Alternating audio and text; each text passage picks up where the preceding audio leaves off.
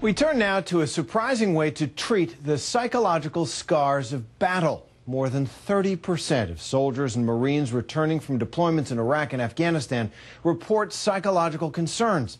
Many of them suffer from PTSD, post-traumatic stress disorder.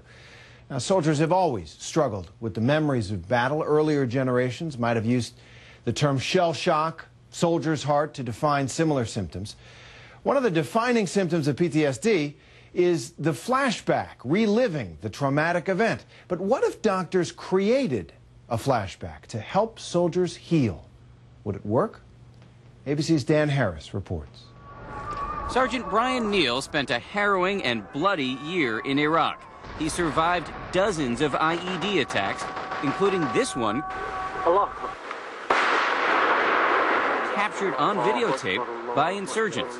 You got to be vigilant all the time because there's no warning, no nothing. When Neal came home, he treated his post-traumatic stress disorder in what may seem like a supremely counterintuitive fashion by repeatedly reliving his worst memories in virtual reality. The second you put it on, it's like you're back there again. Does your heart race? Your palms get sweaty? Yeah. You're feeling anxious? Yeah, you feel very anxious. You see helicopters flying over you.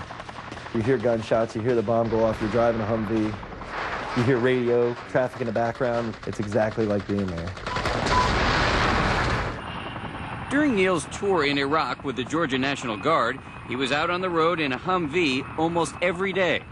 There's a constant state of stress and worry that, you know, if you don't do something right, or if you don't ensure that something is done right, or if you don't do everything that you can, someone will get seriously hurt or die. On many occasions, Neal did see his buddies suffer and die. After a year of this, Neal came home to Atlanta, married his college sweetheart, and tried to resume some semblance of normal life. It's amazing. You go through a year of what many people would describe as hell, and you come home and you're expected to fit right back in. Right. And it's, like you said, it's very, very difficult to just jump right back into it. It's also hard to explain to people what you're feeling, especially when you don't understand it yourself. He started having nightmares and flashbacks. When driving, he couldn't stop thinking about roadside bombs. You know, I see a bag on the side of the road, and I swerve, and I've almost gotten in accidents where I swerved into either oncoming traffic or a lane near mine. He was snapping at his wife, he says, and unable to concentrate at work. When I knew that I needed to get help from someone. Neal was diagnosed with post-traumatic stress disorder. When somebody first proposed to you, we're going to put a helmet on your head and make you relive some of the worst things that have ever happened to you. Did you think, I don't want to do this? Yes. I thought there's no way that I want to do this. But psychologist Mary Rose Girardi gained Neal's trust.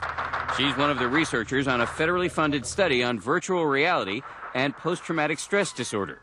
In this small room here at Emory University, she works with Iraq war veterans to digitally recreate their most horrible memories. I asked him to show me under his arm, and I could see it was just covered in blood all down the side of his flak vest. Here, Neal tells of struggling to find a way to get one of his wounded soldiers to safety. What were you thinking going through? I'm thinking that we're already beat up really bad, and we're already all stressed out, and I knew that if this is a bad part of town, if we got hit again, it could be really catastrophic for us. Virtual reality therapy is a full-on sensory assault. Dr. Girardi put me inside the virtual war zone. You can really get a view all over the place. Yes. The ground rumbles beneath your feet. They even pipe in diesel exhaust. How are you doing with all that? Some of it is pretty loud. It's pretty intense. Dr. Girardi can make it day or night, desert or urban, depending on the trauma she's trying to recreate. In preparing this story, Dr. Girardi requested a reporter who had covered wars. Firing, firing! I don't think this is a good thing, but I don't often get that scared. Because when you're out there as a reporter, you're thinking, I can't get hurt. I'm out here covering a story, I can't get hurt. Mm-hmm. What might happen in terms of being a soldier there, where you do your job, your training kicks in, you figure out what you need to do. But then when you come home later, some of what you've been through hits you hard. And when you do not process those memories, that is when they haunt you. And therein lies the power of virtual reality. You're asking these men to go into the psychological heart of darkness. It's frightening, but we believe it's worth it. Here's how it works. When you have PTSD, you are constantly reliving horrible memories. But when those memories reach their peak, the most frightening moment, you cut it off. Virtual reality forces you to fight through the height of your fear so that you see that if you play the memory all the way out, you will survive.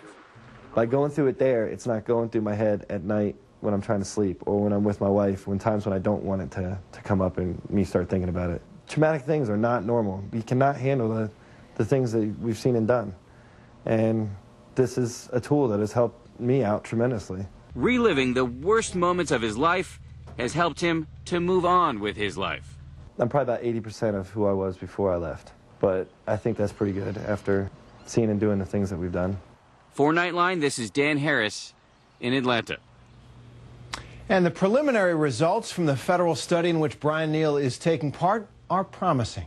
Good news, and good luck to him. Thanks to Dan Harris for that report.